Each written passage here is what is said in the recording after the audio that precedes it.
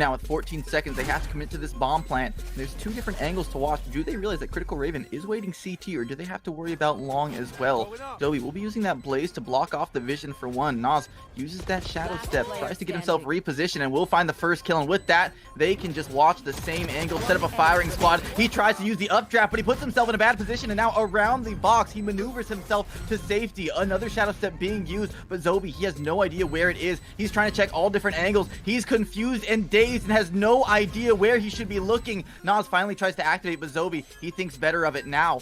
He wants to commit to at least half. He's going to try and take down the bomb and look for Nas afterwards, and he catches him jumping. An ace for Zobi, brings his team back into it, and in the most man, in that 10-15 seconds you went over that round, suddenly they're already on the A site. This was quick as lightning as we see more shock darts coming through. This time they're just a little bit late, trying to get the drone out onto the side. The first player to get tanked here could be in some trouble.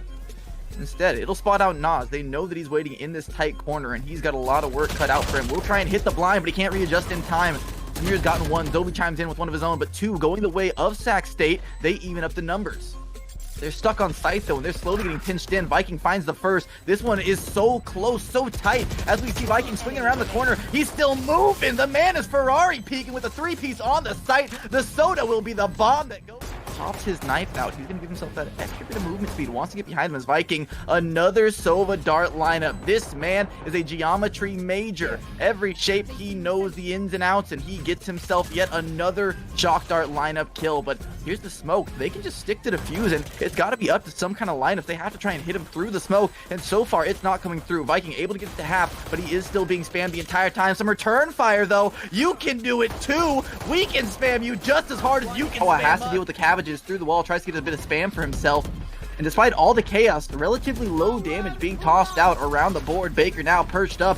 He's gonna get tossed off with the curveball, has to get himself back to safety, but that turret is putting in so much work, slowing down Isomali the entire time. But Mars now has two for himself, meets the showstopper. He's gonna get laid to rest. 3v3 now as they move on to the site. Mars has to answer the call, and he doesn't do it. Airy puts an end to him before he can connect the shots. And now these paint shells, oh, it's gonna soften up Gummy Pones. And the 1v2, he's got a lot of people to find. He's got the first for himself, but it's going to take a headshot. And Jawa is too quick on the trigger. 7-1. The Nighthawks now back in the lead. Look at this flank. Everyone passes by. They have no idea where he could be. And this is his big opportunity. He'll get the first headshot. He's good for two. Looking for a third, and he has it. The fourth player waiting at the back of the site. He'll use that dismiss to get back around the corner, wait for reinforcements to arrive. Eventually falls, but his teammates already so close and ready to swarm. Viking will strike for the last kill of the round, and that was beautifully played from Wayne State. At 4v4 at the moment, they don't want to give up too much free real estate as the bomb is planted backside. This time they do have rifles to try and spam through the smoke. Viking at a garage will get the first one, but Krolos lines everyone up. 3K already. He'll get the fourth, and they won't get the chance to get back on site. No spam needed.